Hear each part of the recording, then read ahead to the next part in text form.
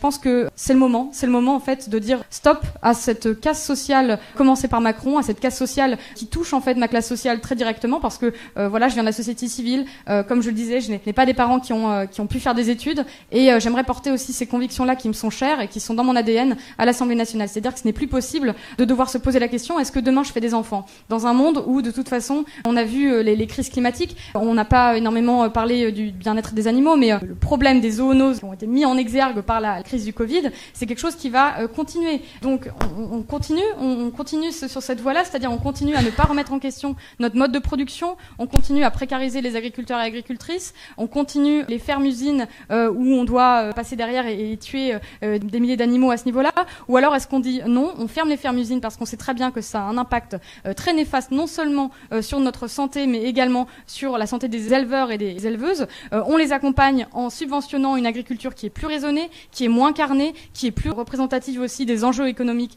et écologiques actuels, c'est-à-dire qu'on est quand même en termes d'élevage à 40% des gaz à effet de serre qui sont directement liés à l'agriculture intensive et à l'élevage intensif. Donc en fait, quand on est face à ces enjeux-là, et moi ces enjeux-là, je vais les vivre. Vous disiez oui, moi je les vivrai peut-être pas. Moi je vais les vivre. Et j'aurais bien aimé que vous, à 25 ans, vous ayez justement eu cette force de dire on a déjà plein de rapports qui sont sortis. J'évoquais le rapport Mido. Voilà, vous aviez 25 ans à l'époque. Et je pense que maintenant c'est le moment de se dire à l'Assemblée nationale, on a quelqu'un qui nous représente en tant que Français de l'étranger et qui va porter ces enjeux sociaux et écologiques, pas parce que c'est l'opportunisme et qu'on a besoin de votants pour aller casser une fois de plus l'hôpital public et mettre les populations précaires encore plus dans l'embarras. Non, quelqu'un qui ait vécu ça dans ses gènes et qui le porte parce que c'est quelque chose qui m'est très intrinsèque.